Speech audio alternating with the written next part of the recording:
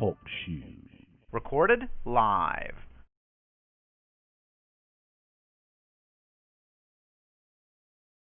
Yep. Another talk show.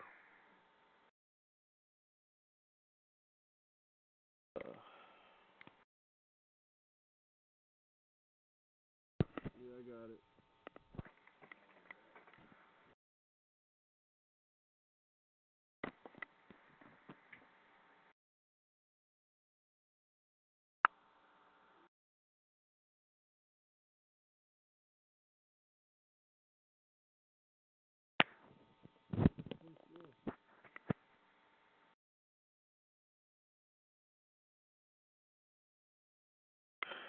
Okay.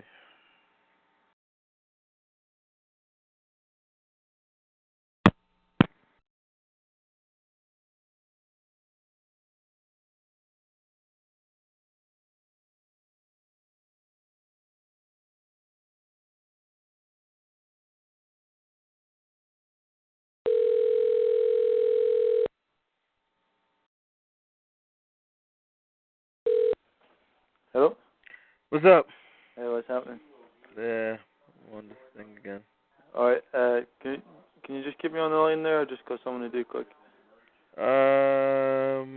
What? Okay, yeah. Just a minute. Yeah.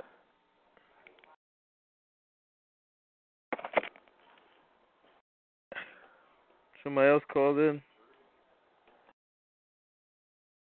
Hello?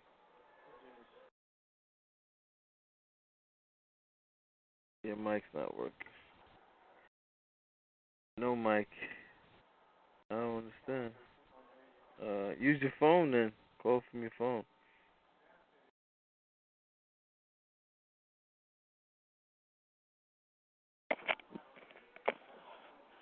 Hey. What's up? What's going on? Just watching a bit of b-ball, baseball. Mm. Okay, you the ball. Yeah, man. I was, I don't know. I just start talking about something. I was watching, just looking through some stuff about like nuns. And, Nuns? Yeah. Yeah. And I was looking at a Dominican order of nuns, and I think New York. I think it's in New York City or Chicago. I'm not sure. But, and I was watching a few stuff on them, and like they really are like used and abused. Like they're brought through this ritual, right? Yeah. They have all these nuns sitting around them, and it's like a marriage ceremony, and then they have the person sit down or whatever or kneel, and they just cut off all of the hair. Really? Yeah. That's like standard. Or like a short back and sides, or Yeah. like a guy's hair, like a man's, yeah. Like all these women. Yeah. I don't know if you notice, they seem to get to a certain age, like 40, 50. Yeah. And they all get men's haircuts. Yeah. Yeah. Yeah, that's the style now. I've seen like a lot of women with short haircut, like. Yeah. And so I'm looking at this, and I was like, wow. Watching this ritual, actually, I had to turn my head away, man. Like, it's kind of like painful for me watching that, because it's just like this woman. She thinks she's like, I guess, after that last vow, or just before the last vow, it's not like the idea of what nuns are. Like, I think all that stuff should be like dispelled if you're like taking vows, because it's a lot of like they use the excuse of vows of poverty, so they don't have to pay for anything. Like, so they don't have to so that it's just affordable vessels that they have, and they just keep them in these like literally like how a jail cell would be, like Yeah. just a bed, and table. Uh-huh. And it's just and every morning, this particular order, every morning this order would they called it silence. They'd go there and sit there and pray, and nobody would talk. And then they'd have profound silence. And nobody would talk. And I'm just like, wow. And they walk around and all they wear is those white things. That's all they have. Like, and when you understand ritualism and how like these priests, their attire and stuff that they wear, like they're wearing all white, and that's like telling you that they're being sacrificed, or it's a purification. So they're basically saying, use me, to however you want. Yeah. And I see them, man. Like you should have heard the ladies in this. It was the Oprah segment. And the ladies were like, oh, it was a higher calling, you know, and they couldn't even explain it. It was just so high, this calling, and I felt sorry for them, man. Yeah, no wonder, really. Yeah, man, it's no different from a pimp, but a pimp is not about the artificial insemination. It's more like, I guess that sovereignty, security, man, really is a hook in there that they get those women with. I guess that really deep down inside, and yeah, a lot of women care about that. You know, Yeah. So that's what I was looking at, and saw something else on these ants, right? Like the scientists, they took cement and they went to these ant farms or ant colonies, and they filled it up, and you should have seen, like, and after they dug, like, it was really deep when they were digging around, like, all where the cement filled, and you should have seen it. Like, it was whole subterranean cities. They had like special areas for all like fungus. I guess that was like some type of farm they had. Like, it was all like complete how troglodytes do it. Yeah. And I see where they got the whole idea of digging underground. Yeah, They really do dig underground like some type of ant. You know. And create like different chambers with different conditions. Exactly. So they had this, like, basically used it as a mold. Yeah. For the concrete. Wow. If you had a computer, I'd send it to you. I'm gonna use it. I want to make a video with it, but I thought it was amazing, man. Like, wow. And they have all these shafts for ventilation and stuff. And they were digging for days and days. Like, it was really deep. They said it was like 1,000 loads or million loads or something like that. Just digging dirt and stuff around. So. Loads. What? Like, do they dig it and carry it out? Yeah, they were taking all the dirt out and carrying it out. Because they wanted to see what it would look like the most. It was pretty deep, you know. Yeah. It was like it could have, like, that hole could fit like 30, maybe 30, 20 bodies, maybe more. What kind of ants were they? They didn't even. I'm not sure. I didn't. Were they just like sort of small, medium size? I know it's not the ants that you see by No. like the little ant hills. But then again, the ant hills are just the facade. It's just the surface. Yeah. See, that's just what they do, man. Ant hills is the pyramid, and the bottom is just the whole infrastructure. Yeah. Inside that thing. Yeah, 'cause I heard Glenn telling me a while ago that you just sit there and look at ants on the porch. Yeah. Just look at them. While you're on your Charles Darwin thing, you're just looking at different animals. Yeah. Being a scientist. Yeah. Yeah. So I'm sorry. What happened? I was going to say, imagine like when you get the really big ants, you know, imagine some of the size of like their constructions, you know, like South American ones. Yeah, I think that's what these ants were. Yeah. I think, and then another insect I came across was the termites. Man, those they're smaller than the ants. They're like the smallest. Well, they're smaller than the ants, and they have whole infrastructures. Like their thing is different. Like they have this like a skyscraper for them, a big flat wall, and it like and the wall actually is like it absorbs the heat. And I guess it like creates some type of heat for them.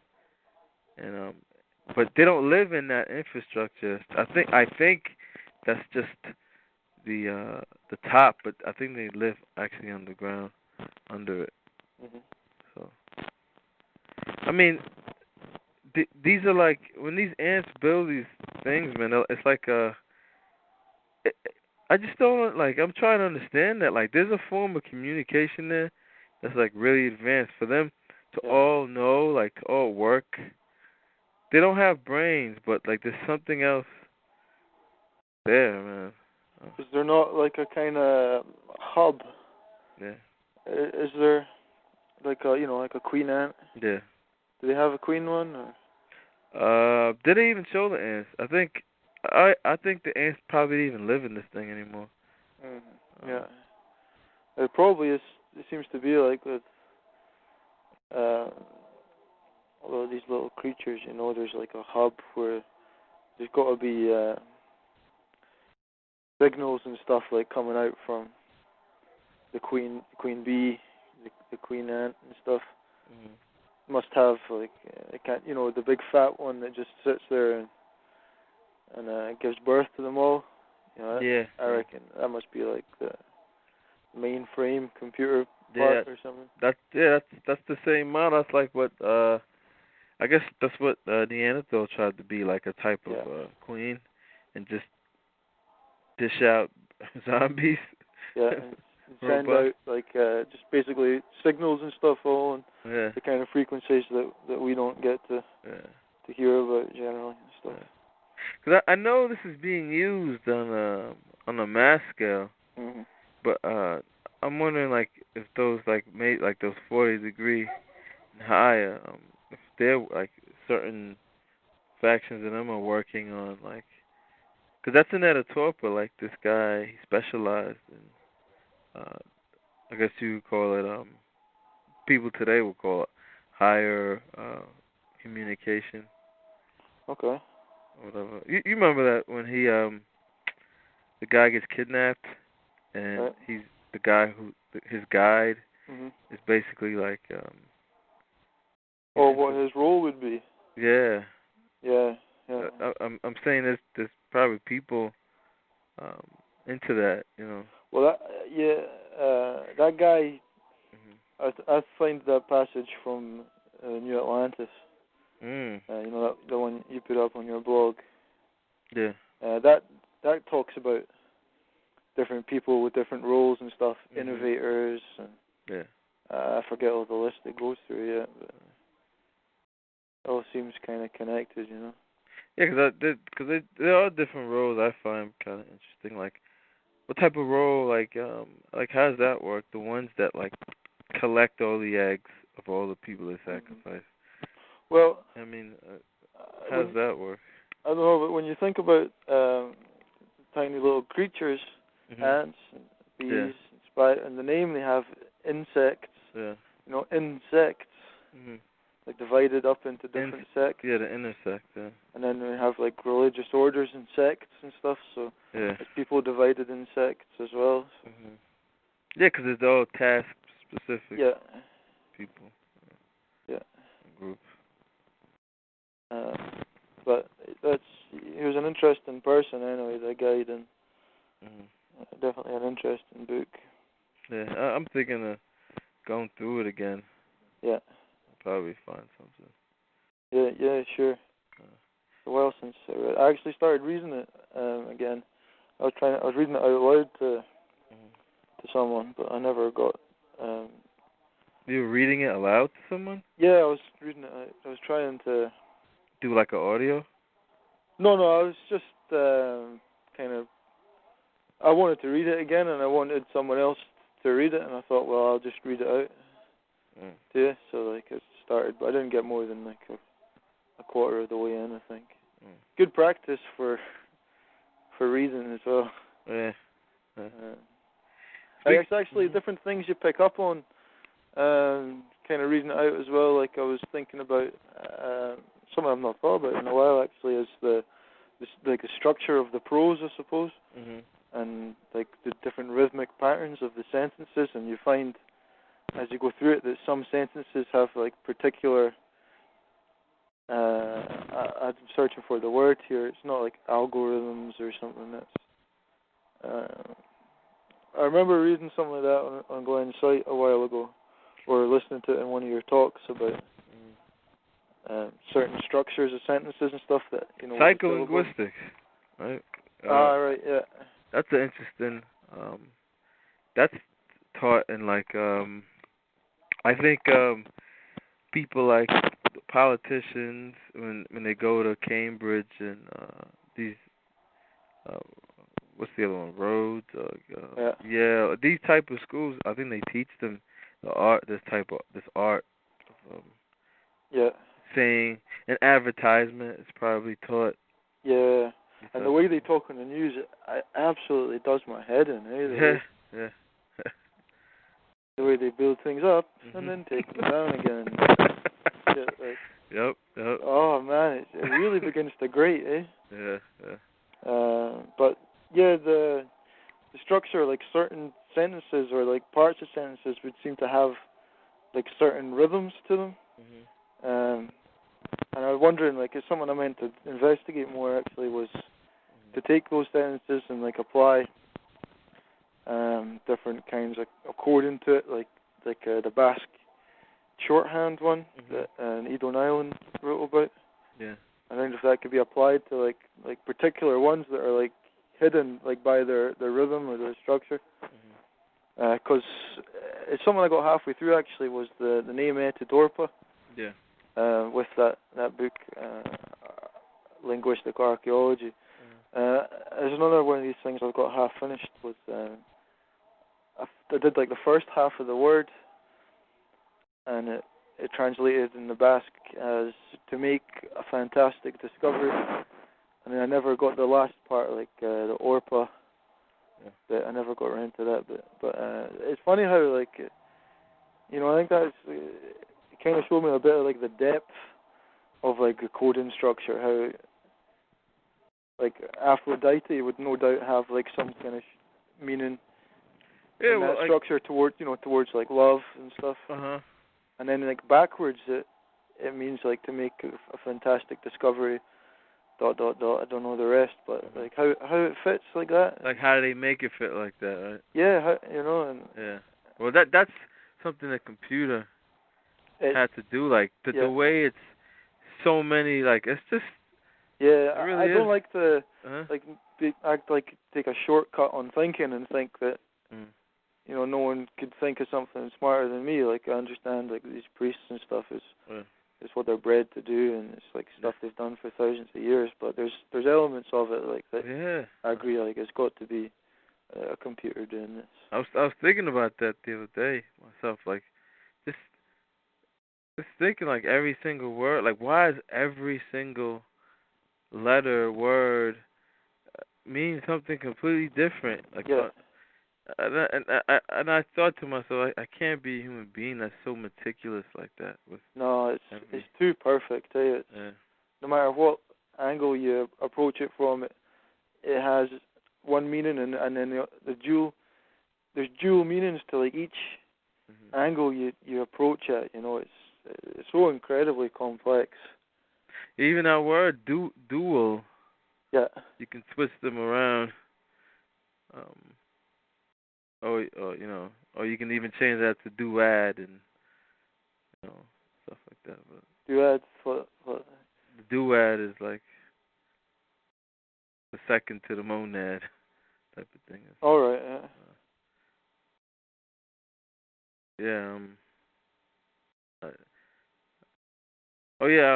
Before I forget, I think I told you already. Reading 2001, 2010. Mhm. He basically tells you like how that um that the new slave, the new man, whatever, it would be like he tells you like completely like how like he gives you from like a first person point of view like you're the slave and how you would how you would be like going on other planets and exploring and Mhm. looking at like I think those slaves like they'll be so like intelligent and they probably will surpass uh, human beings how they are today as far as like mentally, but like but at the same time they'll be more intelligent and everything, but Yeah, but they won't be able to have independent thinking. no, that's it. Yeah, it won't have the free will.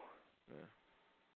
So and they they keep saying this too, like this new slave won't have any intuition.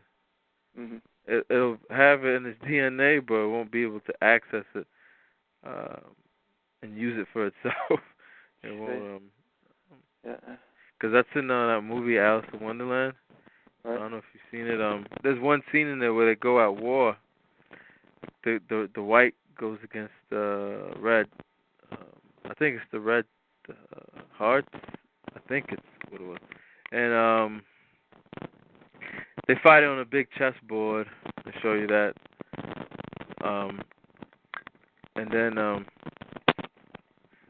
wow, my phone.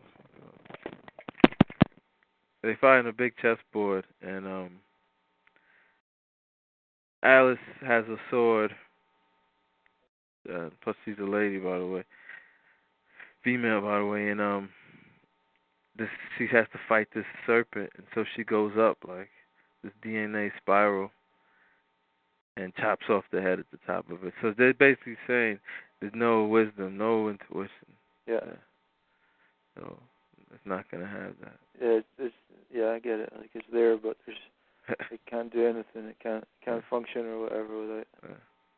So I mean, like I'm thinking, like practically, like if you're gonna have a slave, um, why wouldn't you want to have wisdom? I mean, there would be so many more like mistakes. It's like having knowledge and no understanding, no insight. That's what Yeah. in one of those I think it was Project Genesis. Yeah, these guys they work for the computer, right? And they get like downloaded with information overnight, like they like sleep and like it basically like downloads them information. Yeah. And the guy says, he goes, tell me what I don't know, something in physics. And the guy starts explaining it, and he goes, do you understand what you just said? He's like, no, I don't even know. Yeah. He's like, yeah, it's his own knowledge, no insight. He's like, that's the problem. Yeah. Yeah. So, Well, they wouldn't need it. They just need the information. I guess the computer will do it all for them and then send it out. That's the one that can figure things out. And, you know, don't think about it. Just Just do it. only get you into like trouble if soldier. you start thinking about things. That leads to problems. You start thinking about things. Oh man, you should watch that movie. I only seen a few minutes of it. It's called Rollerball. And the they go into the master computer in this movie. They always show that. It's like so repeatedly like, and it's a main theme in science fiction. They always say master computer. Yeah. And in this computer, the the guy's trying to find information, and like the computer's basically like he's kicking it because it's not working properly. Right. And it keeps saying malfunction, man. And I guess that's the hint saying that this computer's like kind of off. It's not it needs fixing, or adjusting, whatever. Another thing they hint at too is that computer is like It's like what do you call it? It's they have complete faith in this machine. The people who like service it. Yeah. What's up, fellas? God. What's up? What's going on?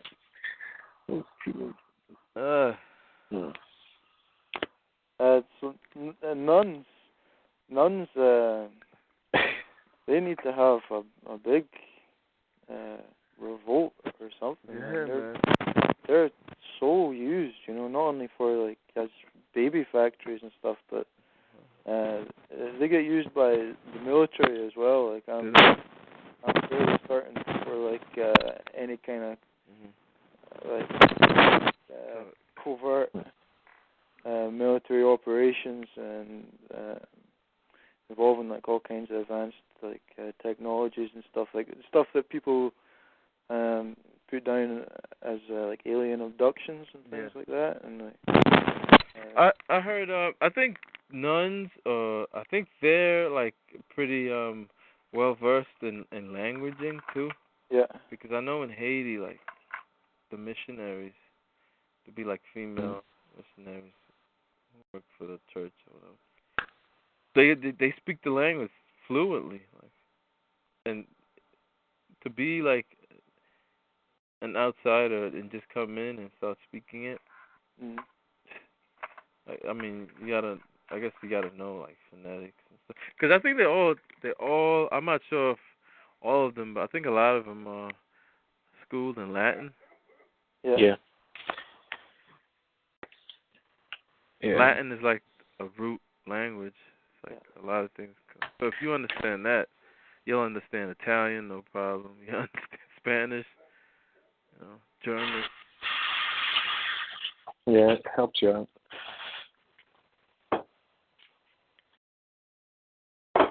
I mean, but they all have like a little. I mean, they do all keep the short hair, except for I remember there was an old sister. She must have been probably in her 70s or late 70s. I mean, they always have their hair up, but I could have swore I remember her having a little bit of like longer hair, but I can't remember exactly. The other ones that just walked around without their little whatever that thing's called on top, and they all had the man cuts, like the damn near buzz cut. I never really. I did see a few, but most of them had their head covered, so I never knew like what they're saying when they put those things on is that their hair is cut off and like it's redirected. This is artificial. That thing on their head is like artificial hair thing. I have no more wisdom. It's all to God. It's all up to God. Yeah. And they put them in a bag. Yeah. Exactly. Yeah.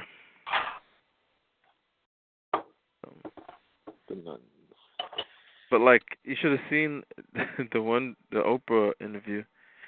She's like, "All we wear is this gown right here. It's so versatile. We get to know some fashion." I was like, "Damn." But yeah, they never change out of that, right? Yeah. So yeah. You see that in that video? You seen that lady's like cell, right? It's just a room with a bed. Yeah. That's how like a jail would be. Like that. The vow of poverty or something. Yeah. That's the excuse, man. They love using the poverty. Like these are just excuses. Like what's the other one that they used to use? Like because in the Middle Ages, I don't know if they still do it now. They beat the crap out of you. They beat their own lower, but they like that. It's like a form of teach them humility or whatever. Yeah, that's what it is. I mean, I mean, come on, man. These are excuses. Oh yeah. For abuse and use people. Yeah, man. I don't know why they put up with it. Yeah, I guess. I really don't. I guess they're scared of the outside world. I don't know, man. A lot of them are lesbians too. Are they? Yeah. Or probably end up it, and I'm sure they certainly dabble in it. Yeah. I mean, I remember, like my father told me a story once. He had a paper route. He must have been like 11 or 12 years old, and he dropped off some, the paper, Sunday paper at the monastery. He walks in. He's trying to find someone so he can get paid that day or whatever. He's walking around, and like he goes by the kitchen and he sees like one nun sitting on the counter and the other one under her skirt, under her dress. He's like, whoa.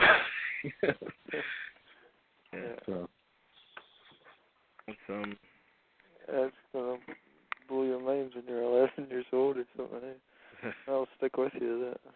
Well, I see how like people, like a lot of the priests and stuff, like I say, like priests in Italy, like it's encouraged by the parents, the mother.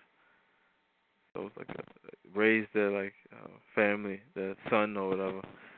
That's what I hear. Like maybe it's an excuse, but like a lot of priests, they would say when you hear about like founders of orders and stuff, like their mother got them into it, their family pushed them. The mothers keep the traditions alive. Yeah, exactly. To keep the lie going, I guess. Encourage the lie. And there'll probably be like kind of like Mother Superior type ones as well that like I'd imagine breastfeeding probably. Like they probably quite enjoy it, and I imagine perhaps with some kids it goes on for like quite a while. So they're like pretty old. They had big flat breasts that have been like sucked out. Would you take that final vow? There's no turning back, right? Or they kill you, or unless you get, no excommunicate type of thing. Oh, that's the only way out. But excommunicate, does that really mean anything these days? I guess they're still firm believers. Like, it's like really means. I mean, they'd have to really wake up from it in order to not buy into it.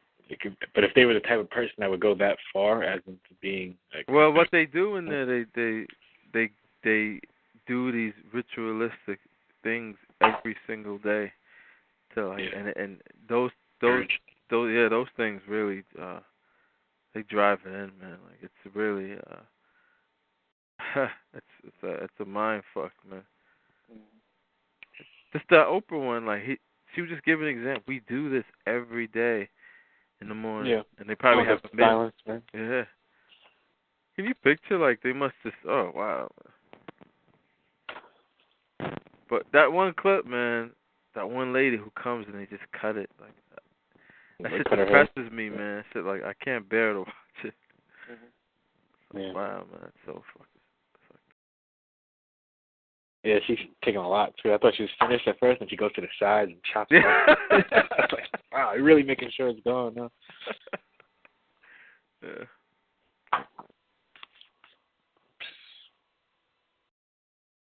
That's the old nuns. Yeah, man, and I don't know, man. I see now, like I get a better understanding of Neanderthals. I guess when I look, I was telling Tom about like the ants and stuff. Yeah. I found you can just type it in like ants and architecture. You'll see like vast cities, like a whole. It's amazing, man. It's like, oh shit. And these are things that I think they've been around since. I mean, but the first form of life was what, probably like bacteria that was alive, and then maybe they came afterwards, like single cell organisms. Yeah, single cell. So they probably came not too long after single cell. Once it became suitable to be on land, once it cooled down enough where you can have when the land cooled down, you could have some survive on top, you know. So for them to know how to do stuff like that, that must be like it's in the genetic memory. I'm saying, you know, some type of like Yeah. they've learned that from just being around for so long. Yeah, yeah. Well, it's, DNA is an information Yeah. carrier. You know, like they talk about that nowadays. They're starting to discover that it can be used to carry information like files, record collections, and shit like that. And you know, it's basically, I'd say it's so good at carrying information because that's its specific purpose, to carry information, Yeah. but not the true medium. not accounts and record collections and shit. You know, and instructions for what to do. That's how animals are born. They just know what to do. You know? Yeah. So I think about it. That's what. Speaking of DNA, you know, nowadays you can Google your DNA now, right? They now they know everything about you. Like they know your psychological profile. Now they know that like when you're going to die, like this, you can like it's like a Google like having supposedly like the biggest DNA sequencing. Wow. Google. It's thunder clapping out there. Yeah. Like fucking. I think any line here is a busy line. Any so, what? Any phone line here is probably busy. Yeah. Yeah. I tried going to that thing, by the way, and when I went from talking to you, because when I came in, they were like in the middle of a mass. All right. And I came in the parking lot. Then, just like when I got off the phone with you, I went to the mass. It was just closed. Everything's closed. I'll probably go maybe tomorrow. Could you not get in, no? No, I couldn't get in. Ah, shit. Closed. They were busy. Yeah. I can do it. There's other things I can do, but that was just one thing I wanted to get off this list. Off the list past. of monotonous shit to do. Yeah. Did you go there? Were you taken to church as a child? Yeah. Did that one? Yeah, I was actually what did I do in there?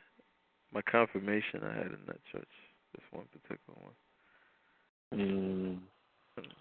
So I'm on record as a Catholic. I don't know. I guess that gets you it's like being a Freemason, you get a hey, I'm a Catholic. Yeah. Yeah. The baptism. The second baptism. Yeah. It's like being I work with guys in Mason. Old guy. Yeah. Tells me he's just like I was like, yeah, you get like tax cuts. He's like, oh yeah, they give you that. Yeah. Stuff like that. And it's like they don't know. I was talking to a Mason a while ago. It's because they have a temple, and the guy was out there, and I was talking about some stuff, and he's like, well, you don't understand. I was like, yeah, I've read, the books and stuff, and he's like, no, you don't understand. You have to experience this. This is like I was like to him it was like a religious experience. Mhm. And when I started talking, I guess he started getting nervous and just like ended the conversation. Yeah. So. Subservient. Yeah. People, servile by nature. Crazy. Yeah.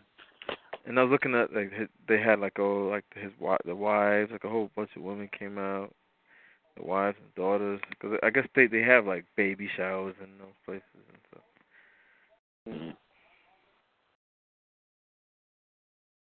Yep, that's what they do. I went to the courthouse, criminal court, to find like my records and stuff. I have to find my records, and in there was like when I noticed the observation I made, like only like a certain type that like the police that check in everybody to do. That's like a certain personality type that does that type of stuff. They're just like the brutes and the drones or whatever. And then I go into like the filing place, and it was all women. That like, and I was amazed. I was like, wow, women really are like organizational creatures. There's normally a Brenda as well.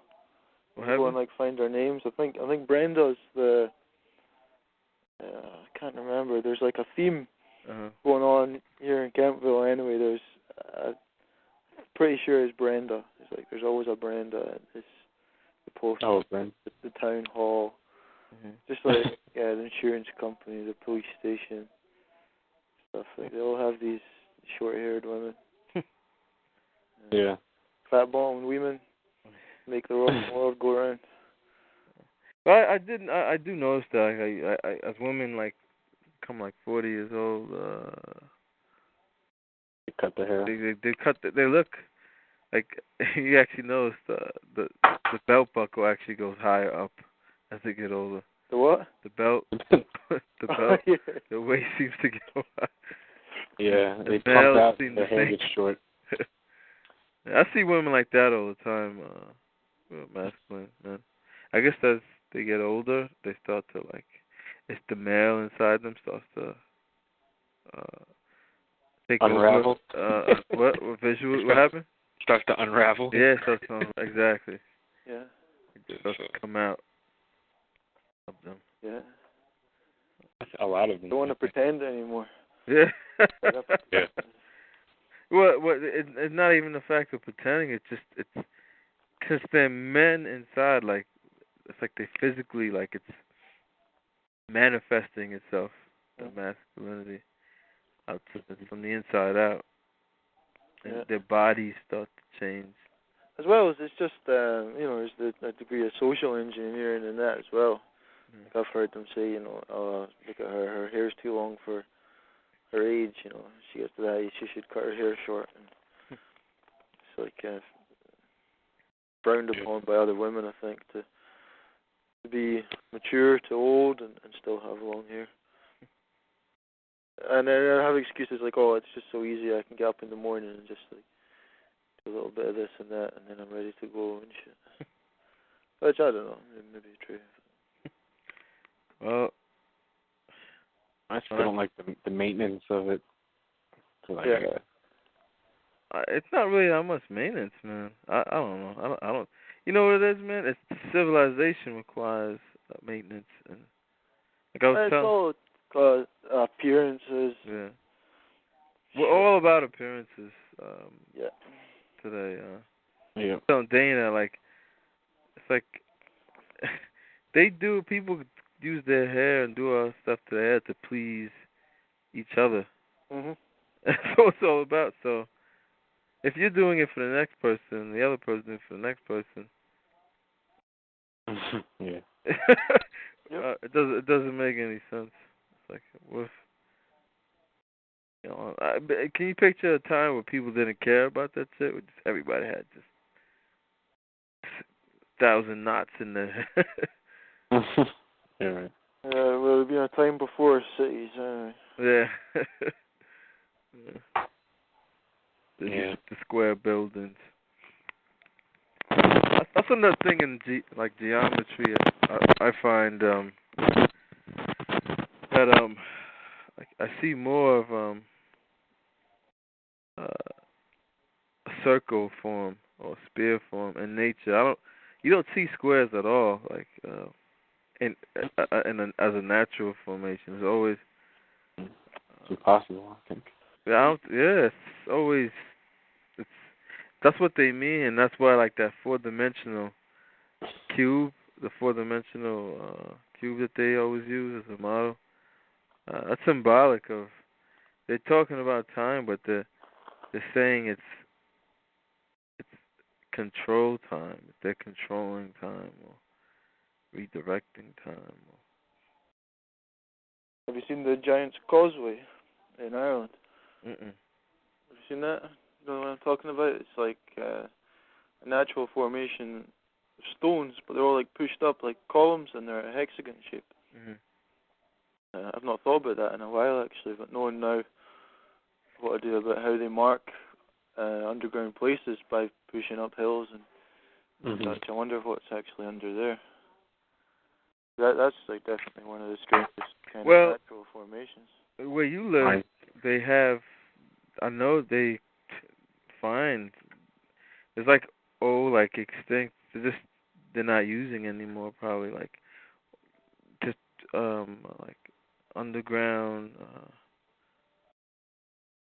places where people could live, like, or people stashed information or whatever. Like they have like I wouldn't be surprised if you just went underground like a castle and found a whole a little layer under those castles, or even under a house, and the person may not even know it. I mean, if say like an earthquake would have happened, a lot of these houses would probably just fall inside themselves. Because when you see that, like, if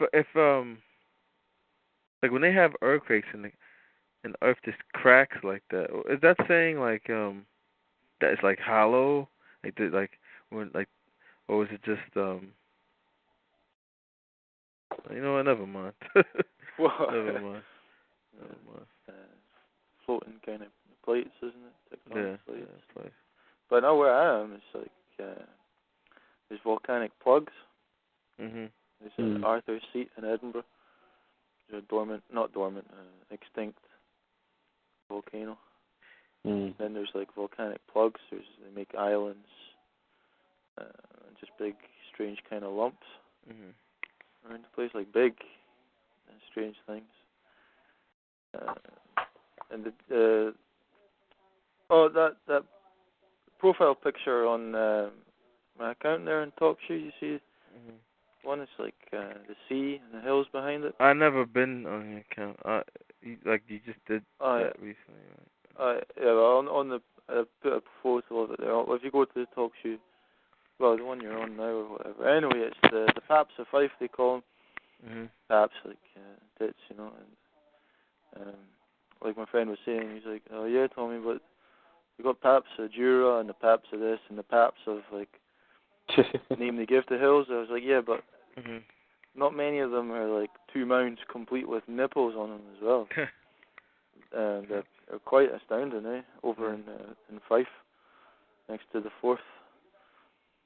You know, I heard there was somebody at my job was telling me that in Iceland they had volcanoes in 1780, and like millions of people were killed. And I was like, wow, man, you see an earthquake happening like nowadays, it's like active again. Like maybe some type of sounds like yeah. Well, I think there's five earthquakes off the coast of Oregon this morning, I think. Really? 5, yeah. Or tremors or minor earthquakes or whatever. The tremors are like a prequel to a preview of an earthquake. Yeah, could be. Or after. That's after. I think tremors are after an earthquake, right? Oh, really? The ones in Chile are really interesting, I think we've maybe talked about this, how on the Andes in Chile, like they have the big earthquake there, and they're still getting blasted by more quakes and stuff, and that's like the spine of South America, and the Andes, you know, DNA. Yeah, Andes is like, isn't it like one of the biggest mountains? Probably one of the biggest mountain ranges yet. But like, there's just a whole pile of coincidences there. That it's got DNA, it's the spine, it's Chile, it sounds like Keely. You pronounce it like that, yeah.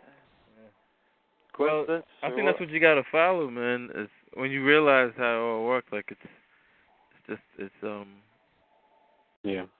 follow the coincidences. Yeah.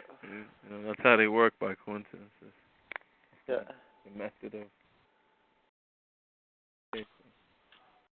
Yeah. Like the more it goes on, like the more like you get a sense of like how the world is like so incredibly different to what people think it is, and shit, I lost my train of thought there somewhere. Well, the world is it just lets me know, okay, the world's different, man. I just I think about like what's going on in like the universe and stuff, man. Like there's so much like out there, man, that we don't know, man. I don't know. It's just like we do have a lot. I feel like we have a lot to learn. Oh yeah. That's the fun part, Yeah. Yeah, and like accepting that, and when you accept, when we know we don't know, that in itself is helpful. Instead of thinking we know everything, like we're trained to kind of think, and the hubris that comes along with it. Somebody just asked, how does one find and recognize the truth? What was that? Somebody asked on the chat box, how does one find and recognize the truth? I think that's just like knowing yourself. You gotta know yourself first. Yeah. That's the whole. I think that's where it really all lies.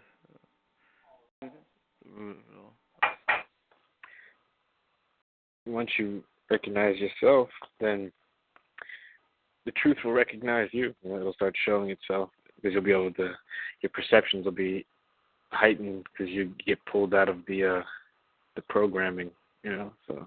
Yeah, just listening to that to yourself, listening to your body, listening. Feeling what feels right. Yeah. It is all just so relative, because like the truth about what, like what truth, Well, that's what it is. Like we're all looking at the same thing, but we all interpret it differently.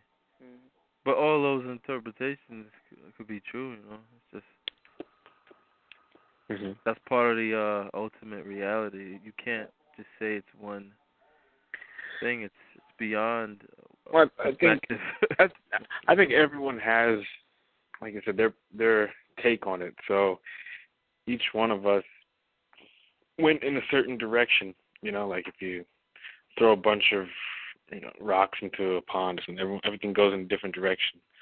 Yeah. So certain things I've looked at, I'm more attuned to that. You might not even you can be aware of, but you're not going to be as deep into it. So like you might recognize different things. Yeah, according to your life experience. Yeah. You interpret something according to how you live, and then that proves that's what it's all about. It's about experience, and that's the more experiences you have, the better. Definitely. More different kind too, Yeah. Because everybody experiences things differently. Because nobody has really the exact same experiences. No. Unless you're brought up in a ship as a hermaphrodite in outer space. But I remember when I think the first time I realized, like my mind was working. I remember I must have been like, I don't know, 5 or 6 years old, like on a school bus, and I'm just looking out the window, and I'm like, wow, say I look at I'm looking into the little woods that were over there, and I'm looking at a leaf or something or an animal, and I'm like, no one will see this from this angle ever again, or just I'm seeing, like, I'm the only one seeing this exact picture right now. Yeah. Like it started kicking in, like, wow, it's like, this is my story. Yeah. So, because it's like you go on a trip with them. When I went overseas with a whole group of people, and it's like we're all in different worlds. Like I'm looking at details of my surroundings, and most of them are looking at the stuff that the main attraction, I guess. But I'm looking at the small details, nuances. So it's like being on two different trips, So, or like when you watch a movie, like when we were watching the movie the other night, it's like we were watching a totally different movie than than those people, I mean, or even between each other, Yeah. Yeah, because I don't know, like once you, I think it really is like experience, like say, like we watched movies, like after a while, like I mean, it's not about like in every movie they always put the acting and I mean, that stuff doesn't entertain me. Just to see somebody really try to fool me, like I don't know. It's just like after a while you catch on from experience. Like it's not just about this person's acting. Like it's not right. I mean, it's not just about that. You find out it's more, and I think what's interesting to me, like how they veil it. Like in that one scene in Iron Man 2, how they what did he do? Remember when he was changing the picture, and the picture went from the one to Iron Man. Like it said one, and then he just exchanged it and put a picture of the Iron Man. Like that's a symbol right there. Like they do it so subtle. Like, oh, he's changing the picture. Yeah, the artwork that was previously hung up was a 1, just the number 1, and then he took it down and put Iron Man up there in its place, like hung up his own picture. Yeah. But the 1 was still there, like on its side, like it was still kind of there. But... Yeah, and another symbol they used was that lady who was his assistant, who was really a spy. Yeah. She was just so perfect in every way. She looked so pretty and satisfied him and all this type of stuff. That goes to like that. I think everybody should read that, man. The Book of Esther in the Bible. Yeah. I was reading that, and I made a post. The whole book. I posted the whole book. It's really interesting, that story. You see that in the Bible I have, they say Esther, cause the guy King something, his wife like disobeyed him. He called his wife over to come meet him, and his wife didn't want to do it, and he was scared. Somebody told him that, oh wow, this is a sign of disrespect.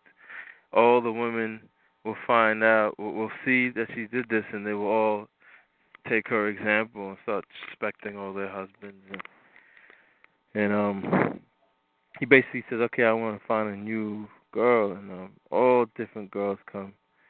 But then they point out like Esther especially pleased him.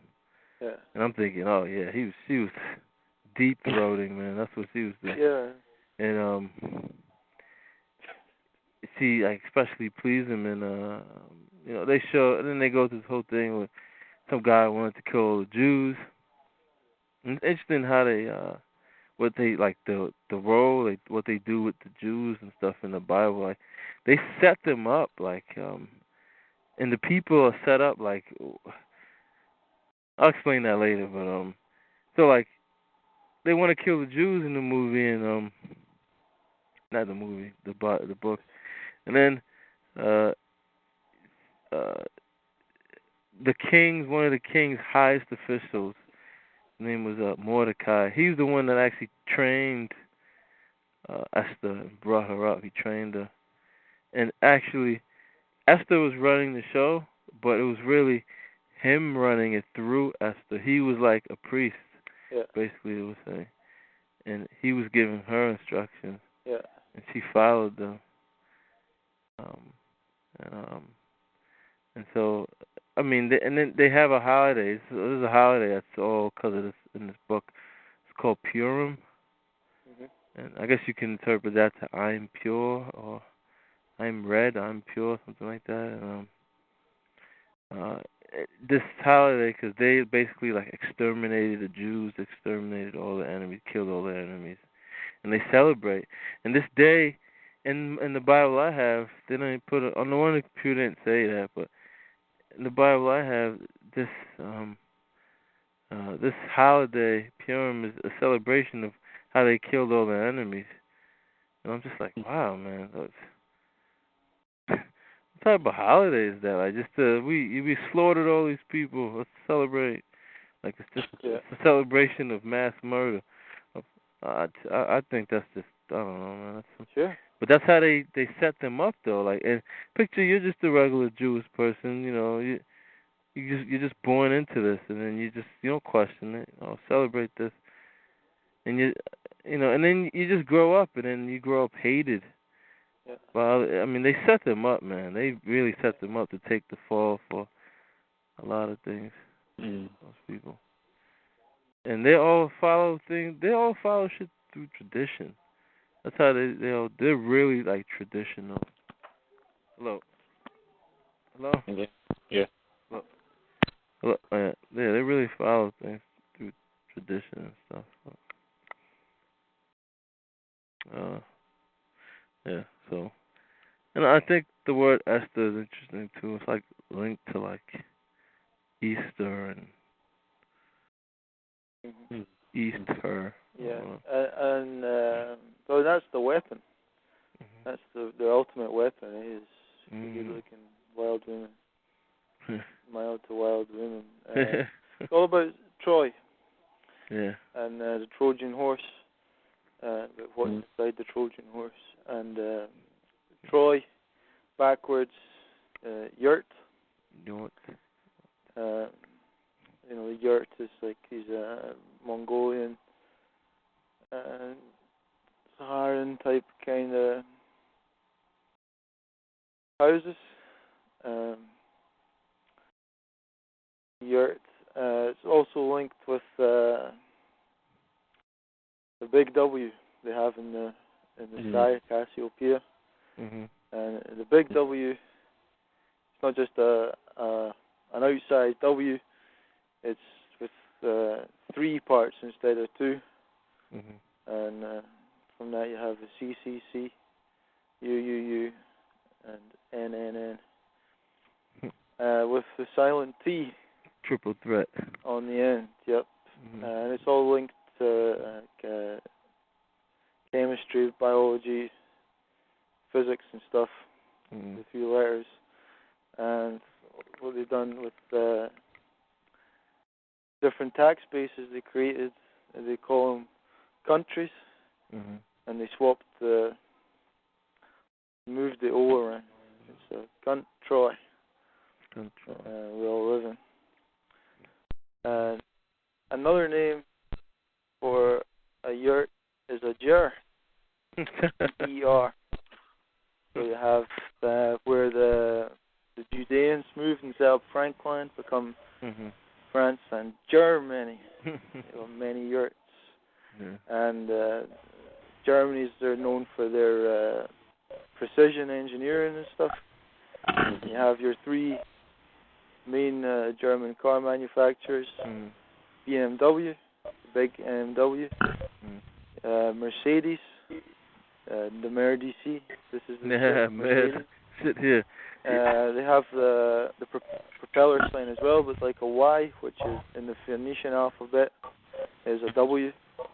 And then you have Volkswagen, which is the big W again, CCC, UUU, NNN, and so on. Which what you were saying earlier about the computer, how like it makes this perfected language. I just realized it may not just be it's just the language is perfected. It's just they made up these symbols and they gave people the meaning. Yeah. The meanings are like I think that's kind of interesting how they could establish all these meanings. I think it takes time though to get an established meaning of a word. And they were like adapted and stuff. They kind of evolved as well. But sorry, the main point I was getting at for Germany, many yurts, is cars and stuff. You know what cars? They're all talking about allegory. It's all about Esther and Troy. Yeah. Carla, Bruni. That's what it's all. It's all allegory for that. I think somebody else called in. Yeah, I just called in, man. This is Governor. What's up, Governor? How's it going? Yeah, you calling from Skype or something? Or? Yeah, no, I'm calling in on Talk Shoe. They got some kind of phone feature, or computer phone. What's up, man? You got anything to add, huh? No, I just kind of listen, man. I'll chime in when, I get a feel for where the conversation's at. I just kind of joined in. No. Well, I heard you guys are talking about cars. That's kind of interesting. How it's allegory for Esther. I'm not really familiar with that story there. Can I elaborate on that a little bit? That'd be good. wow, that's a very fucked up phone. Bad connection. Yeah, it's like maybe try again. Try back. You should like reconnect it. See what if you can refresh. I'll try one more time. I'll see if it works. Yeah, but it's really pretty endless. The whole car allegory they have for people, and Carla, and even to like people being races, races like car races and stuff. Yeah. Two different meanings there, and the Formula One. Mm-hmm. Like that's why they have the whole checkered flag. Like for ages, I wondered about that. What's that got to do with masonry apart from making a whole pot of money through like gambling and shit? It's all about the black and white and the emergence of black and white creating the tan color or mulatto, Formulato 1. Yeah. Oh, okay. Yeah. Oh, Dana, that's why in that movie, Iron Man, Tony Stark, maybe that name that's why he just starts racing in the car out of nowhere. Yeah. That was the thing. I'm a vehicle. I'm just. We should have looked at the number of the car. And I probably would have told you something. I never looked at that. I didn't look. Yeah, 88 or 69. Or 88, the Audi. 14. Yeah. And one car is interesting. They call it Mercedes. Yeah. The two ones you get are that the creme you see, like a creme de la creme, but really I think it's the Mer DC. Mer DC. Or say D is like AD. Yeah. AD. 80. Plato. Male. Yeah, They know it's about the shit. Like people say, it sounds really good. It's the shit, Yeah. They know this. This shit. Oop. Or what's it in that Life of Brian when they're, that Monty Python film, they're hanging on the cross. And life's a piece of shit when you look. Oh, I think it. Or even like Mr. Hanky, the Christmas poo. I saw a Christmas special or something. Yeah. Mr. Hanky, the Christmas poo. Instead of Jesus. Yeah, it comes around on Christmas. That's pretty funny. Yeah. Oh man. Hanky, the Christmas poo. He makes genetic engineering possible for you. Oh man. I seen that movie. What was it called? Dana, you saw it. What was it called? Which one? From who? Doctor Strangelove. Strangelove. Yeah. This guy's Strangelove. That was. You ever seen that movie? Huh? No. Yeah, that's a funny movie. It's old. What year was that? 64, I think. Yeah, 64. Is that who made that film? Kubrick. Oh, it's a Kubrick one, is it? Yeah. It's like a war. It's like a black comedy type of thing. It's like they making fun of war. Like he did make fun of war. His movies weren't Cold really, War. Yeah, like he made like I never seen the one movie he had, A Path for Glory. Another one movie he made, but like in his movies, from what I saw, because when they explained like other people explain like what he was doing in the war movies, they say, oh, he was, what was he showing? They said that he was showing just how bad it was in war. And to me, it was actually, he was like almost ridiculing it. It seemed like just showing how it's just ridiculous, the whole situation. Yeah. Well, it's like the thing of alchemy, isn't it? How'd you turn lead to gold? War. Yeah. Yep. Yep. Mm-hmm. Yeah, it was a funny scene, right, with a communist guys fighting the American guy. And then inside the war room, and he's like, "What are you doing? You can't fight in here. It's the war room." He just looked at the war room. You can't fight in the war room. I thought it was funny when that guy. To me, it was funny. Like he's like, "Let me tell you, I found out, man." He's like, "You know about fluoridation of water?" He's like, "Well, I uncovered a communist plot." Communist plot.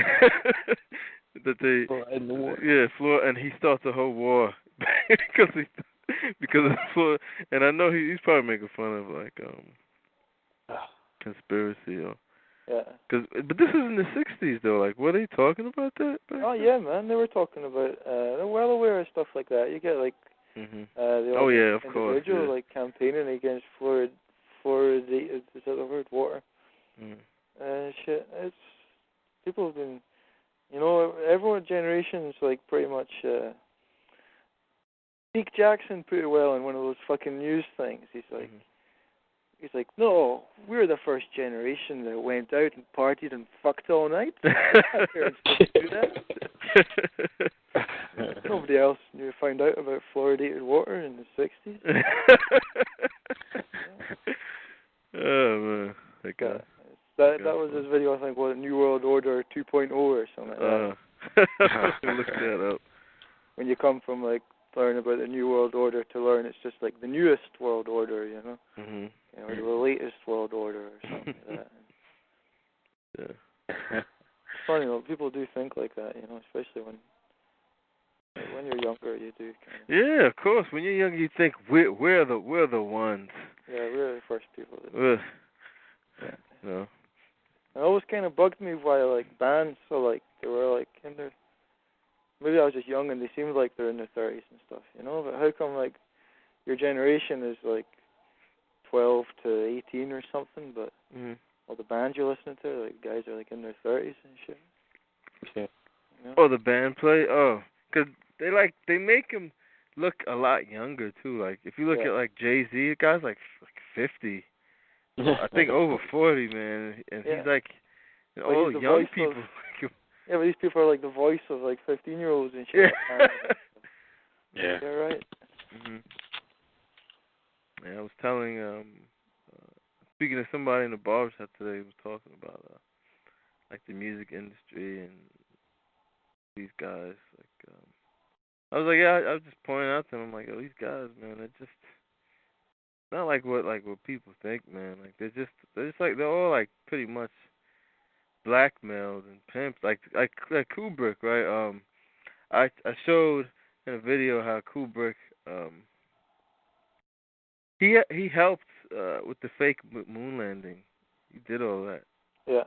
And he was working with the CIA. Like he would phone NASA for like, cause he was all about angles and camera shots, and they helped him with like they provided him with like a special type of camera. And basically, like they say that the CIA like basically put him in like a vice grip. Like he had no choice but to just live secluded away from.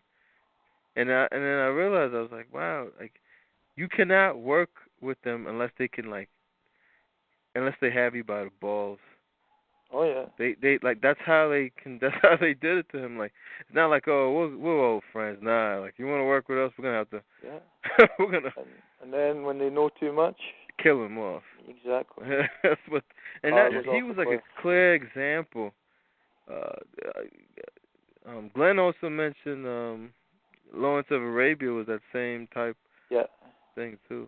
Spy for the British, and they're being with the Arabs, pretending he was doing everything to benefit them. Yeah, like they worshipped him, man. They loved him up there, over there. And then coming back and actually doing things for the Brits, fucking over the Arabs. And he wrote books. Is something I need to look into. A book, I think, maybe, or a series of books. 7 Pillars of Wisdom. Yeah. A rare book. I'd like to. I was reading through that. Killed him on like a motorbike accident, I think. Like his whole thing was just like immersing himself into like almost like just he was like not denying just being an Arab. He was like jumping into a character, like just being one of them. Mhm. I mean that takes a type of mind. That's what they do. It's like De Niro.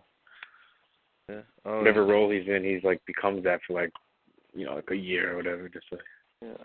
I mean, after a while, actually, I think it starts to fuck them up. Yeah. Mentally. Yeah. But getting back to the, like wondering if people were talking about fluoride in the water in the 60s, and no doubt, like way before that, and they use the same old tricks, and it's designed to have the same reactions in people as making them scared or making them angry. Same thing with chemtrails. They're doing that thousands of years ago to people. Yeah. And they're like, blah, blah, blah, blah.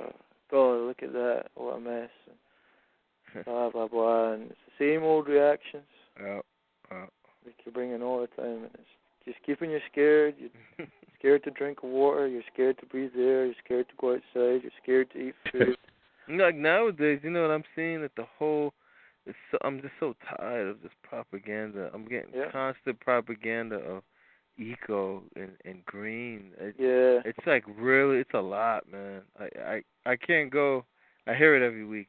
I can't like escape it, man, unless I would just like seclude myself in the woods somewhere.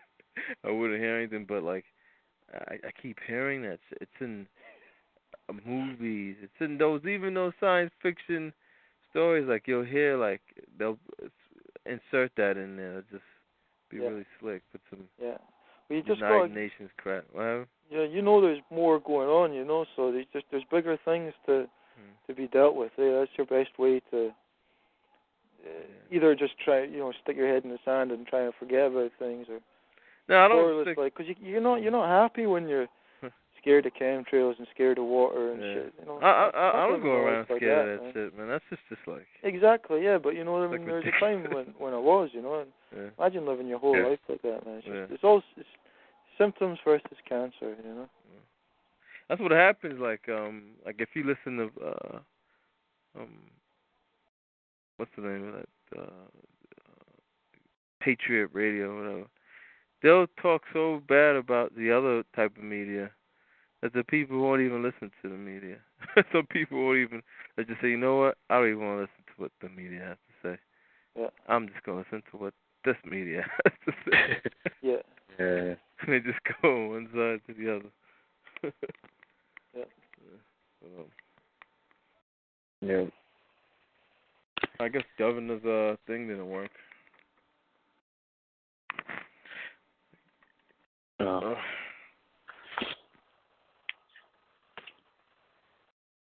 Yeah, I mean, you can look at the media just to see like what act you're on, what what part of the play they're at. Yeah, that's what I do, man. Like I always get some overstanding or insight, whatever, from when I look at it. But look for the allegories. They're always dealing in allegories. You know, it's like the whole Chile DNA mountains attacks and shit like that.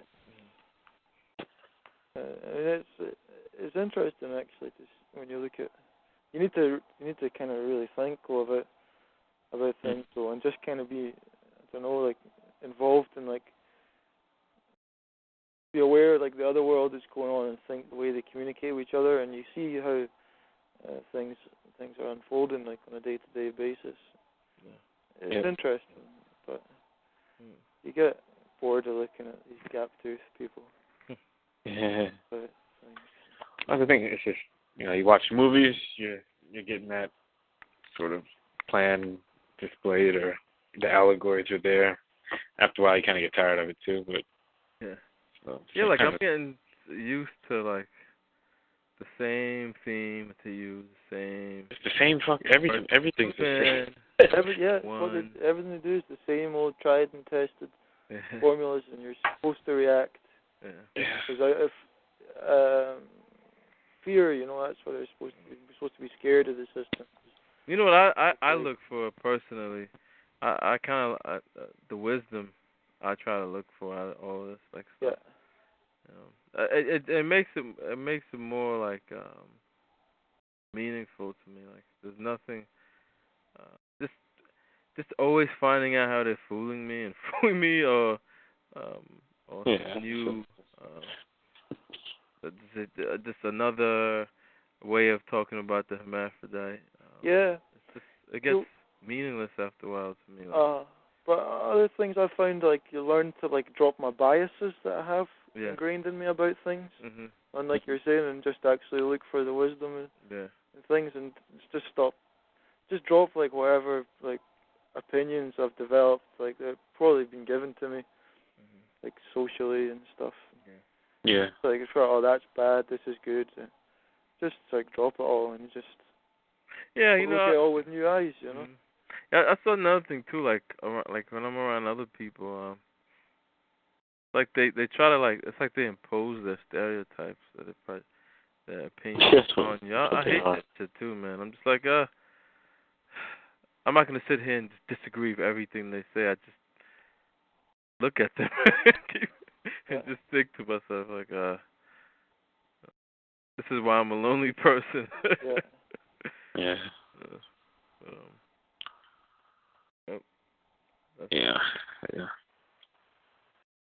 Yeah, I just remember a funny thing Alan Watt used to talk about when he always banging on about how much stupid like New Age stuff is and things, and how like the moment they talk about oneness when everyone's minds are scared kind of thing, and he's like really, he's like go for a walk. He's like look at these people. He's like, do you actually want these people's thoughts in your mind?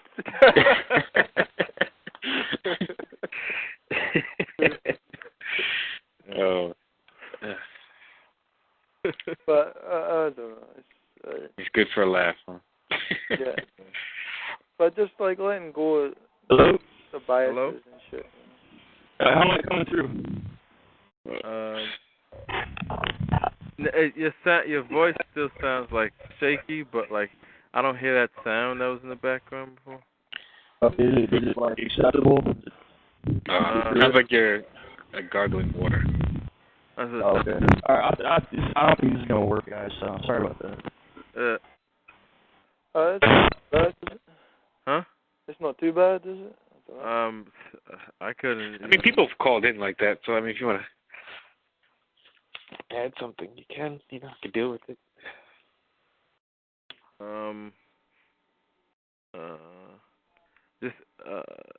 I guess I don't know. Just call that number. I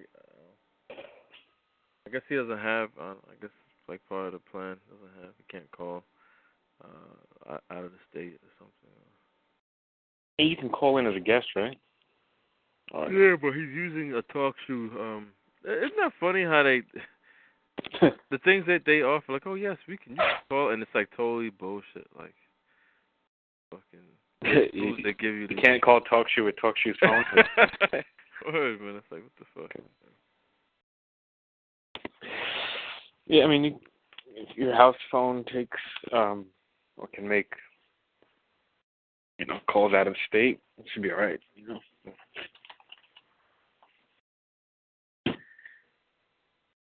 Nope.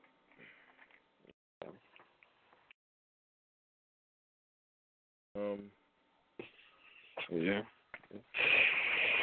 What else is new? Nothing else is. But yeah, you do learn wisdom, from like that's a wisdom that the ants have, man. It's like, wow. Skill, man. That's skill. Well, that's what we're all born with, so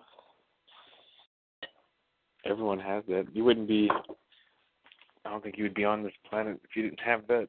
Like, ants have, like, a really strong sense of community. It's not as, like, sophisticated, I guess, as human beings. I think it's pretty. I mean, do you think they have trials and shit? Yeah, well, we wouldn't know, right? Have you ever heard of bird councils? Oh, when the birds like sit all. They form a circle. Mhm. And there'll be an elder bird in the middle. They'll come out. First, they'll have a bird on trial, whichever one's fucked up. Stands in the middle, and they do like a trial on it, yeah. And then the elder one will come out, and I don't know what they talk about. I don't speak bird, and neither does anyone else who's seen these things. And then the rest of the birds come in, and depending on its fate, like they come in and just like peck it to death and stuff. Yeah. So the animals, I think they do. I can understand that with a bird, because birds, I've seen them how they are. Like they really are. They do have like something up there, like some type of. Because if a bird like birds come to my store, and I fed them before, and when you feed them, they know. Come back to you and be more friendly with them. Cause a lot of animals do that. Yeah, like one guy, old guy, he told me he fed birds by his house, and when he came home, there was like a whole bunch of them, man, everywhere, like just waiting for him. Yeah. I was like, damn. Like the seagulls. You ever feed the seagulls and like they start attacking you after a while? Just one thing. They steal your ice cream and shit. They're like, what's this thing that just food comes out of it and all this? I guess that's what they figure. Like all this food's coming. You're giving all this food, so like, well, if they peck you, it might just come out of you somehow.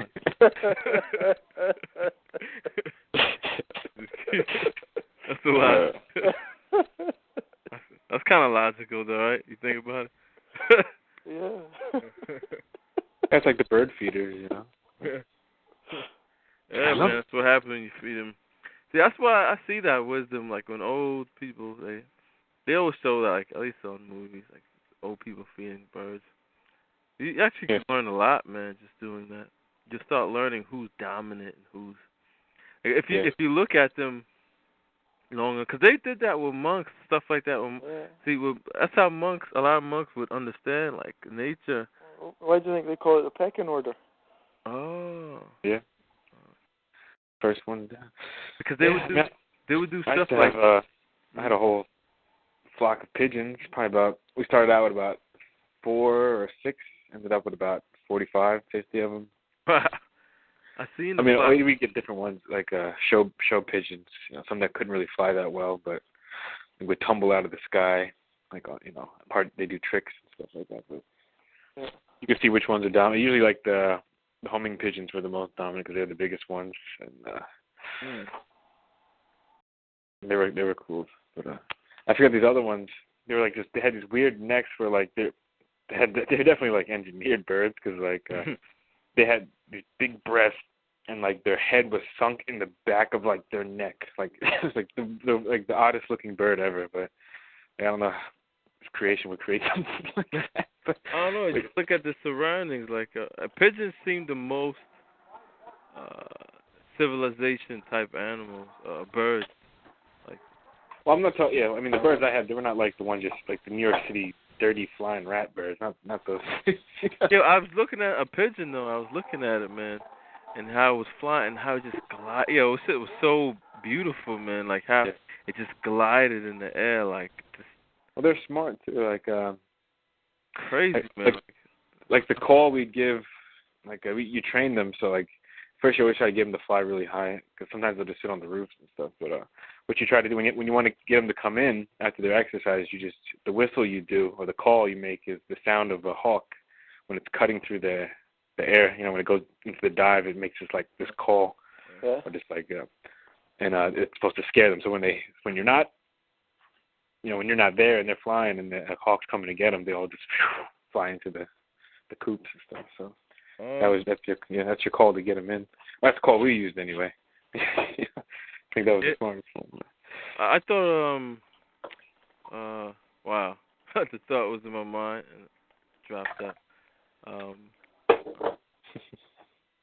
Damn. Wow. Chemtrails. Yeah, with the monks though, I don't remember. But with the monks, they do things like when you look at the things that they, especially like people who are trying to become initiated into those orders, things that they put them through. Like you'll see, like all those things they do it for a reason. Like they'll make them like literally like make those monks before they become full-fledged monks.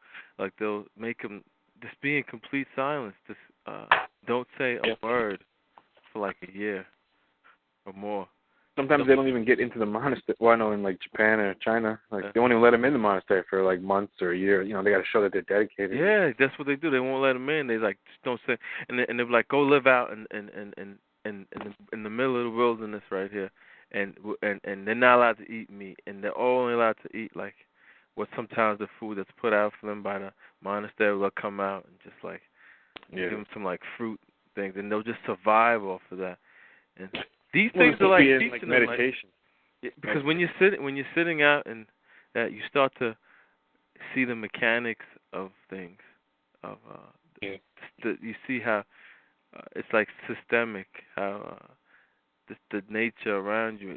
You have no choice but to realize, because you're seeing, and you start seeing, okay, look at these coyotes come out every night, and you start learning the call of the coyote or wolf or something, and you can communicate. These are all types of things you learn from just. And that's when you should leave and say, I shouldn't go into this monastery. Yeah. But it's looked at like some type of honor, you know. That's how they sell it to the people. They use all this really high status. Everything's sold, man. Yeah, it's a reward, isn't it? Yeah, that's the power of the written and the spoken word. Like that's another thing with the psycholinguistics. That's in that bracket. They call it the written word, and that's so deep. Or what they mean. They're saying a lot of things when they're saying the beginning was the word. They're saying that it's like really interesting. Yeah.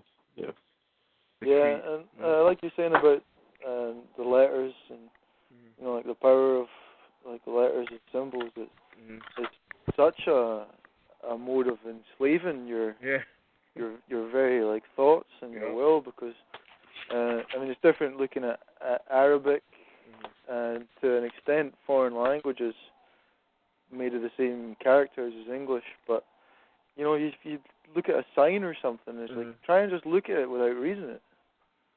It's impossible. No. Yeah, I know. Because your mind's like the way it's pretty brutal. Yeah, but that's the reason why they train you like a stop sign. That particular shape is molded in with the letters on it.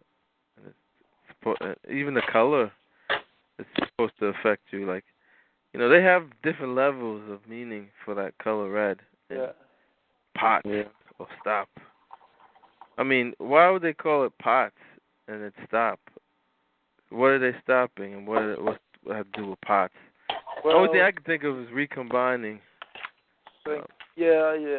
There'll be so many things, but I suppose on one level, if you had like a pot, it's just like a collection. Mm-hmm. It can act like a sort of container to, if you stick a pot in a river or something, or under a tap or something. Oh, when you say stop, you say it's S-T-O-P. I remember Glenn saying O-P was like original people. Original people, yeah. And so you're 1, 2 original people, or? And like Po as well. Is that not the soul of ordinary people in Buddhism? What people? Po. P-O, Po. Uh-huh. Is it? I think is. I might be a little off, but it's the soul of the ordinary people, according to Buddhism, I think. Oh, really? That's why you get Po lice. See, these are the things that. This is why you gotta read. Polaris. I think it's interesting when you read those old texts and stuff. Like, you can go in this bookstore and buy like old Buddhist stuff. Like why would they call the soul the Atman? Like, why is it the Atman? Because the At is basically saying it's like a past tense of the is. It's like another way of saying is, and that's something Richard Bach really he really talked about. The is. The is basically like the eternal substance, I guess, of the universe. You call it the is. It's the is. It just forever. It is. So you have the Atman, the soul, the knower. But you just, and then you have words like Batman. Why would they say Batman? It's 13 Atman. The one atom. Yeah, exactly. That at is. But B you can swap with V. Oh, really? Yeah, because B they do it. Well, if you look at Havana, Habana. In Gaelic, you get the name Siobhan. It's spelled S-I-O-B-H. Yeah, that's interesting. I always wondered that. Like, why would they say the V, but there's no V? It's swap is linked to the Basques as well. They swap a B with a V. Basque. So that's why if you get Batman, like the guy in tights from the cave, Batman becomes Batman, V-A-T man. And his sidekick, Robin. If Robin's got a surname, I bet he is Banks. Batman and Robin Banks. Robin. But what's in the news? They've messages they're putting out. Times Square. Yeah. Yeah. What better place to put out a message saying it's time? than Times Square. Yeah. They always have their Times Square. They love that shit. Like. Yeah. Now, like, do you know the name of the guy that they caught on? They stopped the plane taking off from JFK, and because they had the guy that was on the no-fly list, and they released the original suspect they had in custody, did they not? And arrested the guy from the plane. He was getting on a plane to Saudi. Are you talking about the one? No, that's something different, right? The one on was it last week or the attempted bomb? The foil. I was talking with Dado about that. The foil. They said it was a bomb that it never went off. Yeah. I was telling my little brother. I was like, wow, I knew they were quiet for too long, man. This wasn't. It was just too quiet for too long. The whoever the name is of the guy. Yes. Who did it? The perpetrator. Is the same name as the head of something called the Committee of 13. Yeah. Which is a military thing that's responsible for multiple personality disorder. Like that guy who did the bomb has the same name as the head of that. So there's something like some message going out there. I'm gonna look up that. What was it? It was a car bomb, right? And that was Times Square, right? Yeah. May 1st, Car suspected. The car bomb. I think about whenever I mention these things over the phone, like, is like what I'm saying is like going in some like database. Well, you just said bomb. Yeah, and when you say it, and then you say words like suicide, and it all goes into like that. What's the name? Okay, suspected attempted bomber left an SUV. That's interesting. SUV. Containing containing what police call explosive elements in Times Square today, as the heart of New York was packed with theater goers and tourists. This is a bomb. This is a car bomb, a crude device that includes gasoline, propane, and is wired together. NYPD spokesman Paul Brown, he said there were explosive elements including powder, blah blah. Okay, what was his name? Paul Brown, Brownie. Oh, that's an interesting Brown. It's that's like in the Masonic Encyclopedia. Brown. Unlocking Brown, and they Brown. spell it the way they spell it is the same way they did in with an E. Yeah. Yeah.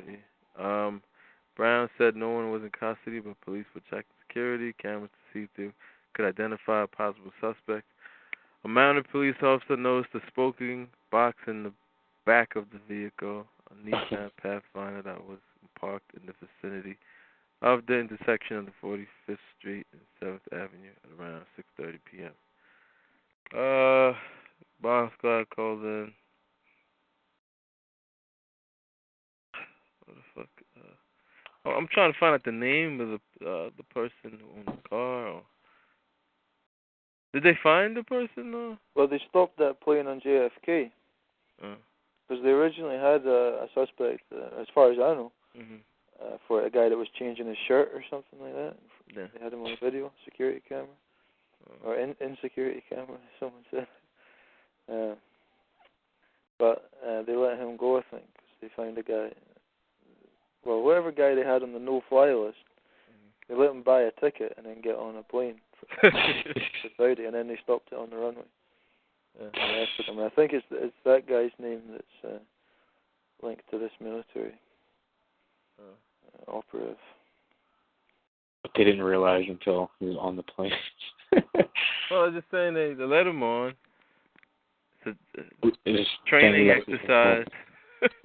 To tell me, this is a training exercise.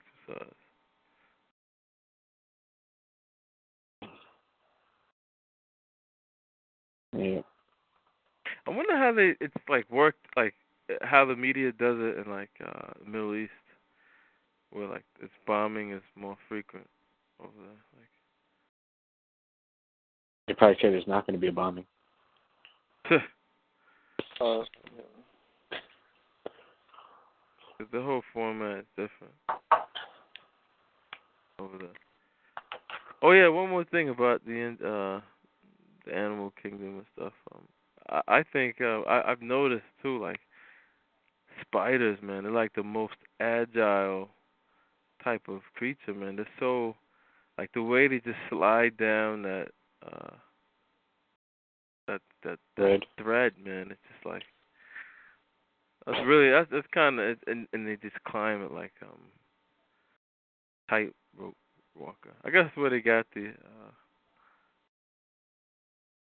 idea, I guess, of those type of gymnastics.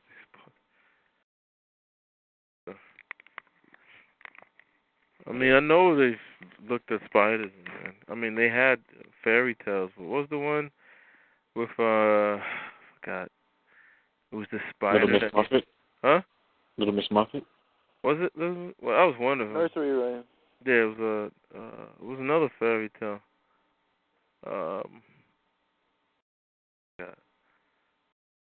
About a spider.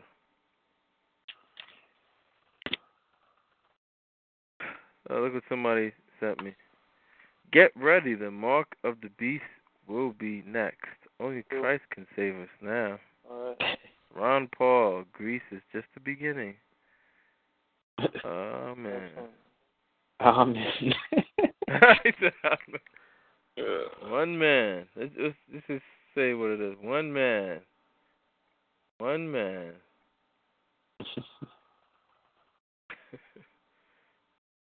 Spirituality.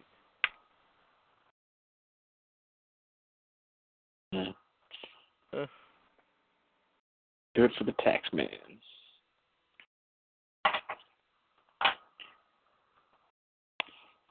So,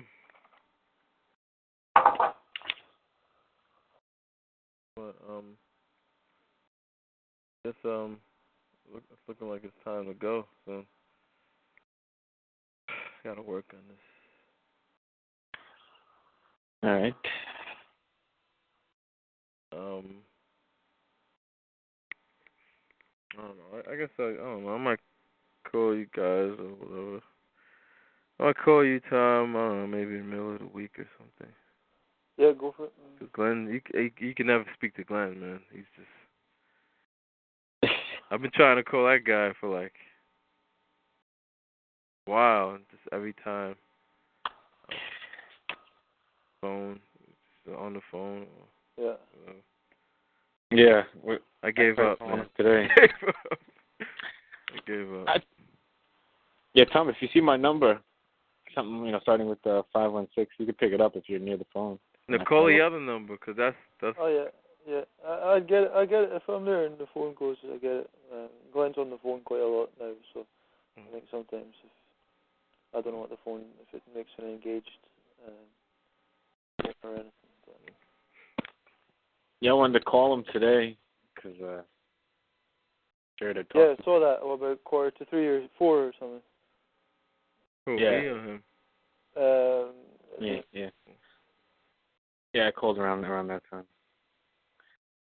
But I don't know, like talking to Mr. Guap over here, and I didn't like.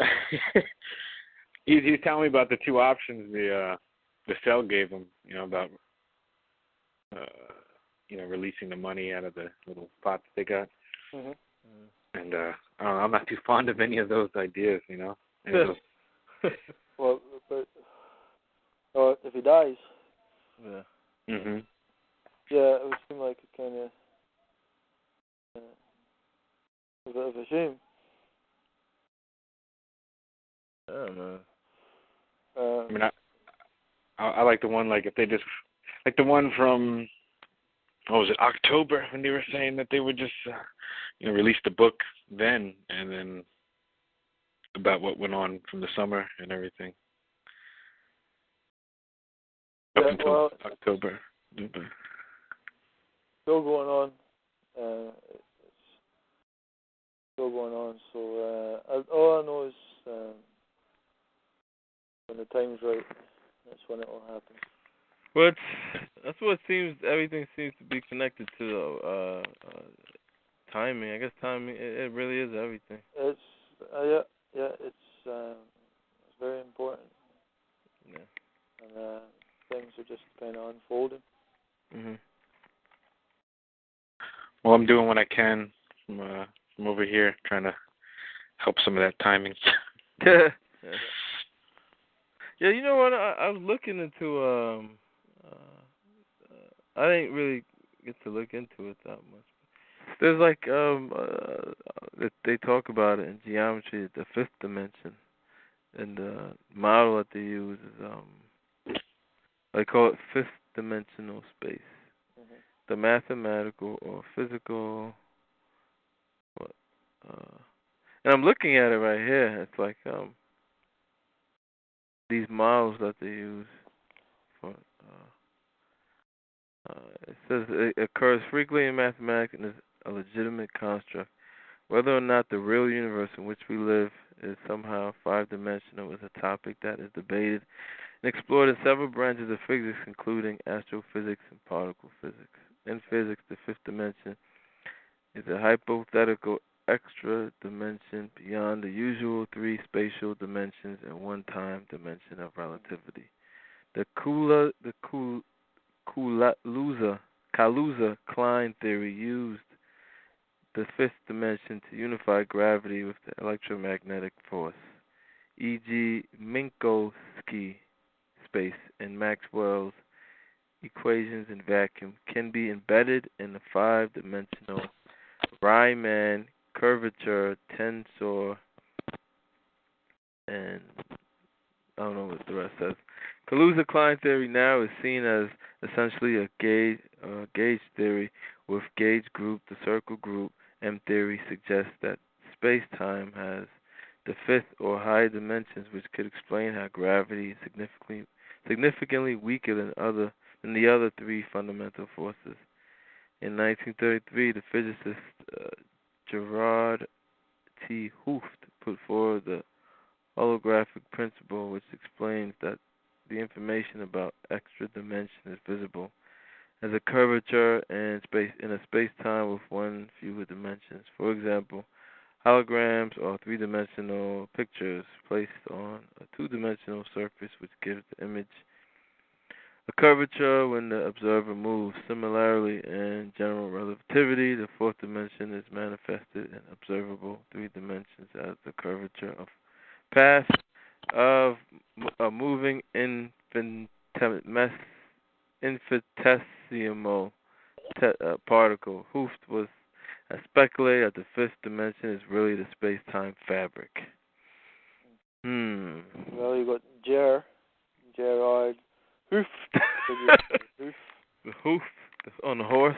Yep, and the Ger, as in messenger, Essinger, Kissinger. A lot of Gers about Gerd. Injured.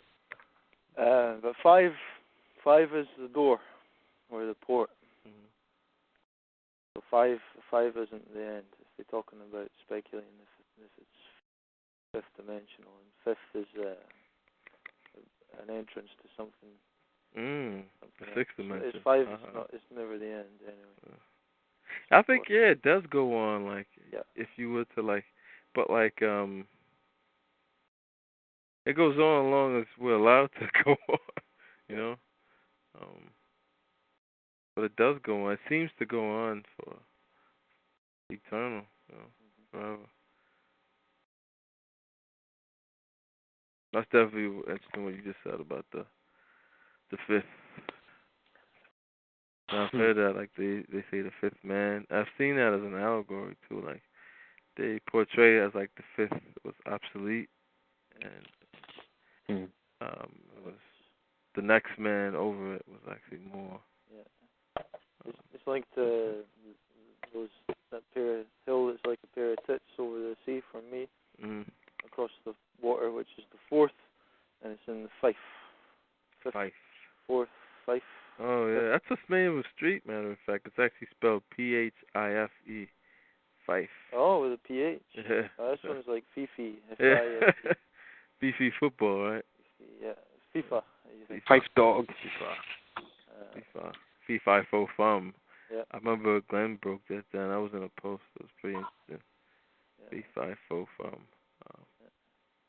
Fife is the kingdom as well. It's everywhere else is like counties in Scotland, but Fife is the kingdom of Fife. I think I told you before, like the word, like you'll find that like that type of stuff in the encyclopedia, like Pharaoh.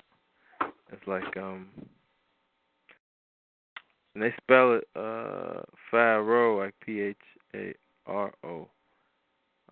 It said it's a lighthouse. All right. And a lighthouse. So it's basically saying the Pharaoh is it's the light. He's the guiding. You know, he lets the people see.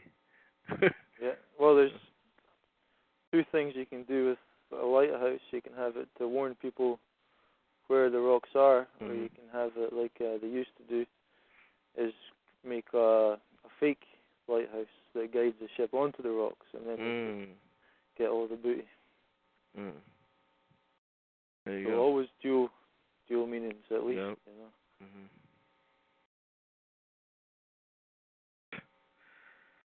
It's the method, man. Yeah. Beneath the surface, the genius. Yeah, it's the same principle of the ant, man. Like they have they have hills on top, but the real infrastructure is like what's going on below ground. Yeah, it's the tip of the iceberg. Yeah. Berg. Berg. G-E-R. Yeah. Sure. I told you Jur or that's fucking another one, man. Oh, or. yeah. Keep finding Yeah, I was thinking about that as well, yeah. It's been a lot. Yeah, so.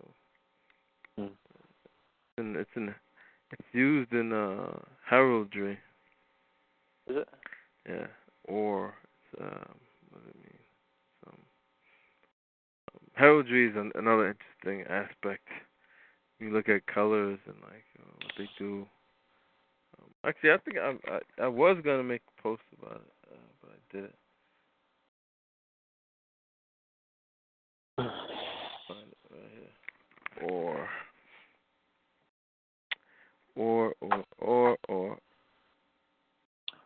Like cull hour, or lock. I think I found it. This is it. Look.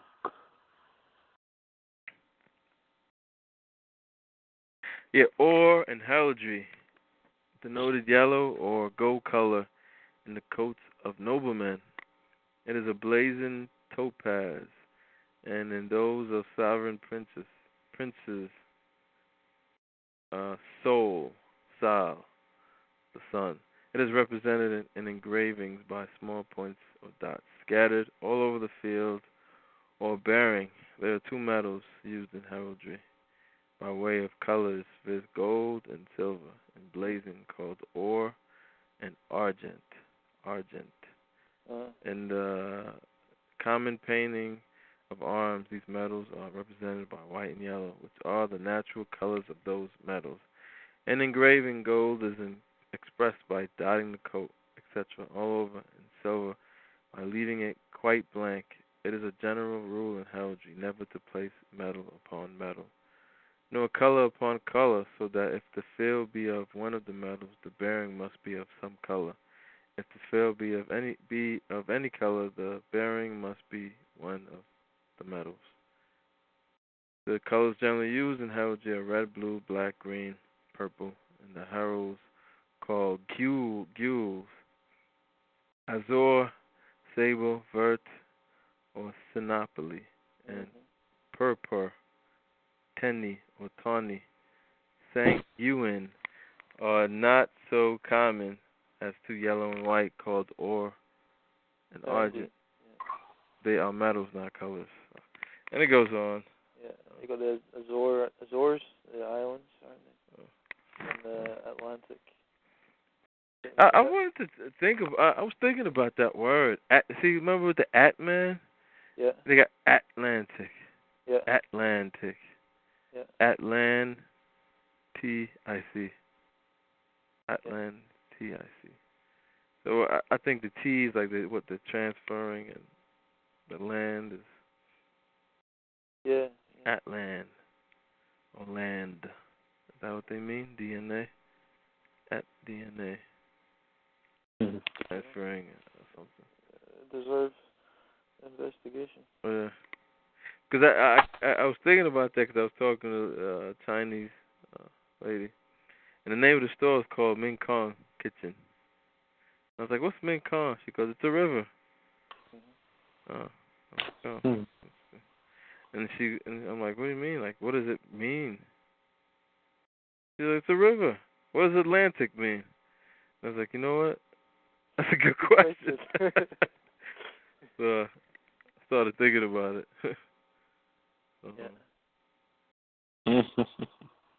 Yeah, man. Look, the names of the oceans are interesting. Even in the ocean, man, if you can. You wonder, is there something specific about the Pacific?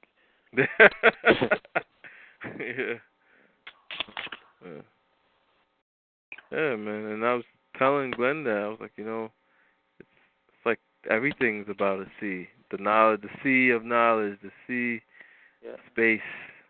And he's like, that's why they call it between two seas. They're saying they have all the power, all The between everything. Yeah. And the different 4 different cycles. In, oh yeah, why? The sea sun. Why? The sea suns. Yeah. Don't they have what do they call the Secret Service? CSIS they call it? In Canadian one, yeah. CSIS, CSIS. CSIS. Between 4 C's, 5 C's, big C. There you go. C C C. U U U N N N. Silent T. Was there a bunch of? So this word, I'm looking at the word geometry, right? Think about it, like I know you heard that song, that joke, and the punchline's like geometry or some shit like that. What? You never heard that joke? No. Dana, I know you heard it. Say it again. You know the joke, and the punchline of the joke is like geometry. Geometry. Yeah, geometry. Like, gee, I'm a tree. Yeah. I don't know. I'm thinking about that word. Gee, a tree. How did the trumpet player pull out a tree? How did the trumpet player pull out a tree? I don't know. He rooted a toot. He rooted it. Yeah. Sorry.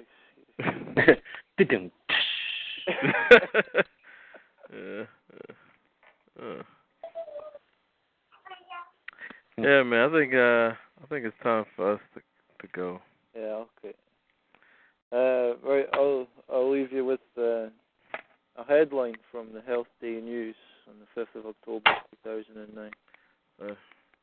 Autism may be more common than thought. Think about that. Yeah. I'll speak to you next week. All right, man. All right. Bye for now.